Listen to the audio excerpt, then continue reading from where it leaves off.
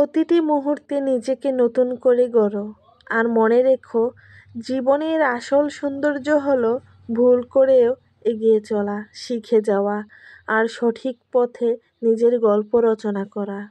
আমাকে দিয়ে কিছু হবে না, আমি কিছু পারবো না, আমি কিভাবে করব, মানুষ কি বলবে, সমাজ আমাকে নিয়ে তো সমালোচনা শুরু করে দিবে। বিশ্বাস করেন, পাছে লোকে কিছু বলে, এই কথাটি মাথায় রেখে আপনি আপনার জীবনের পথ চলা শুরু করেন। আপনি আপনার জীবনের লক্ষ্যে পৌঁছানোর চেষ্টা করেন। কখনো এটা ভাববেন না আপনার কাজে আপনি কখনো মানুষের কাছে ছোট হবেন, কখনোই না। আসসালামু আলাইকুম, সবাই কেমন আছেন? আশা করছি আল্লাহর অশেষ রহমতে সবাই অনেক বেশি ভালো আছেন। আলহামদুলিল্লাহ, আমিও ভালো আছি। আমি নাজনীন সুলতানা বলছি ব্রাহ্মণবাড়িয়া থেকে। বাংলাদেশি ব্লগার বিডি নাজনীন সুলতানা চ্যানেলে আপনাদের আরও একবার স্বাগতম। কাছে এবং দূরে, দেশ এবং দেশের বাহিরে যে যেখান থেকে বসে আজকে আমার এই ভিডিওটি দেখছেন, আশা করি আমার আজকের এই ভিডিওটি আপনাদের কাছে ভালো লাগবে।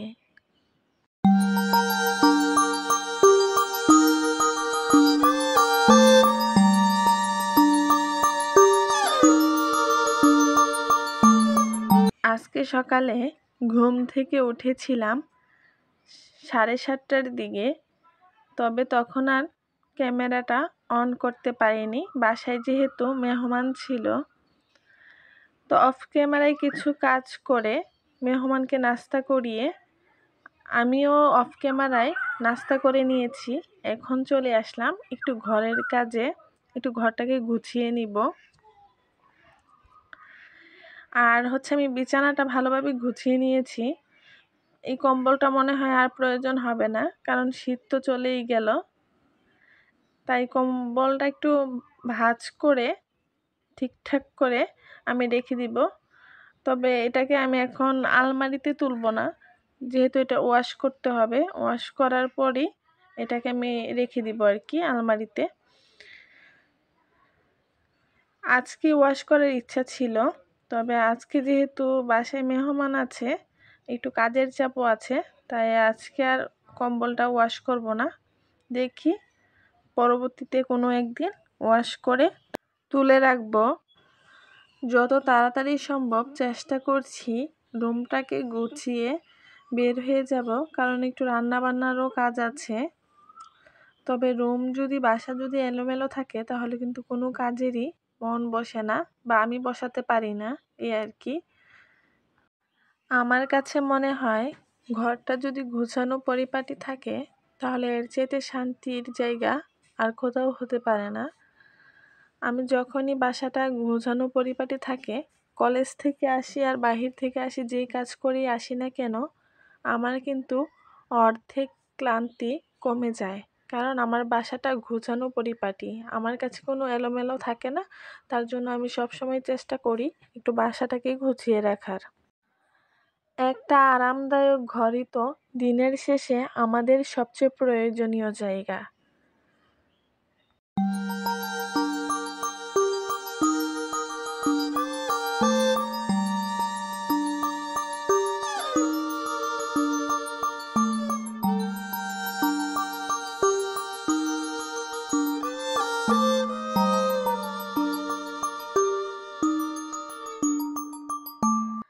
আমি ইউটিউবিং শুরু করার আগে, যখন আমি চ্যানেলটি খুলিনি, তখন আমার একটাই চিন্তা হতো যে আমি যেহেতু আমার ইচ্ছা আছে যে আমি একটি চ্যানেল খুলব, আসলে আমি চ্যানেলটা খোলার পর মানুষ কি বলবে। তবে যখন চ্যানেলটি খুলেছি এবং আমি যখন ভিডিও আপলোড করার পাশাপাশি আপনারা আমার ভিডিও দেখছেন, তখন কিন্তু আর ওইটা আবার মাথায় আসেনি। শুধু একটা কথাই এসেছে যে পাছে লোকে কিছু বলে। এটা মাথায় রেখেই আমি কিন্তু আমার এই জার্নিটা শুরু করেছি। আমি লক্ষ্য করেছি এই অল্প কয়েকদিনে আমার অনেক আপুরা আন্টিরা এবং সোনামণিরা কিন্তু আমার ভিডিও দেখছেন এবং আমার ভিডিওতে লাইক করছেন। এতে কিন্তু আমি অনেক উৎসাহিত হচ্ছি।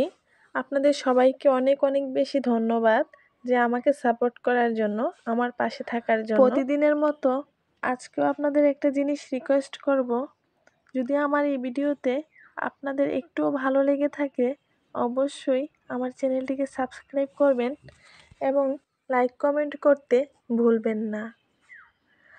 আপনাদের একটি লাইক, একটি কমেন্ট, একটি সাবস্ক্রাইব পারে আমার পরবর্তী ভিডিও বানানোর উৎসাহিত করতে। সবাইকে ধন্যবাদ। এখানে এসে দেখি আমার আম্মা আলু ভেজে নিচ্ছে, তার পাশাপাশি কিন্তু বেরেস্তাগুলোও ভেজে নিয়েছে। তারপর চলে আসলাম ঘরে। ঘরে এসে কিন্তু আমি এর ফাঁকে অফ ক্যামেরায় অনেক কাজ করে নিয়েছি। এখানে বিরিয়ানির জন্য আলু, তারপরে পেঁয়াজ, কিশমিশ, আলু বোখরা, তারপরে হচ্ছে একটু লেবুর রস, আদা, রসুন, জিরা, এগুলো সব কিছু আমি ফ্রিজ থেকে নামিয়ে নিয়েছি।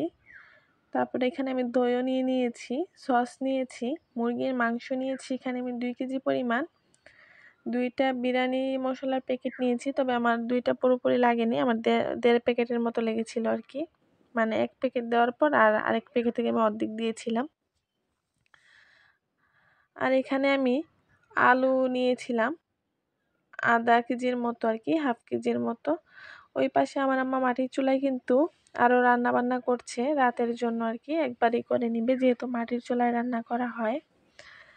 আজকের বিরিয়ানিটা কিন্তু আমি রান্না করব। তো এখানে কিন্তু আমি মাংসটা ভালোভাবে সব মশলা দিয়ে কষিয়ে নিচ্ছিলাম যাতে ভালোভাবে এটা কষানো হয়ে যায়। তারপরে এক পাশে হচ্ছে মাংসটা, আর আরেক পাশে হচ্ছে আমি পাতিলে হচ্ছে আমি পোলাও চালগুলো ভালোভাবে ভেজে নিচ্ছিলাম। তবে এক হাতে ক্যামেরা আর অন্য হাতে কাজ করতে গিয়ে কিন্তু আমার অবস্থা খুবই খারাপ। আর আজকে মোটামুটি কিন্তু অনেক গরমও পড়েছে, যেটা অনুভব করতে পারতেছি। একটা দুঃখের বিষয় হচ্ছে আমি কিন্তু রান্নাবান্না শেষ করে অনেক সুন্দর করে সার্ভ করেছিলাম ভিডিও করার জন্য, তবে আমি খেয়াল করিনি ভিডিওটি হচ্ছে কি না।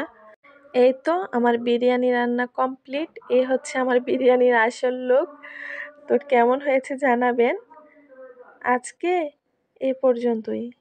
সবাই সুস্থ থাকবেন, ভালো থাকবেন। আল্লাহ হাফেজ।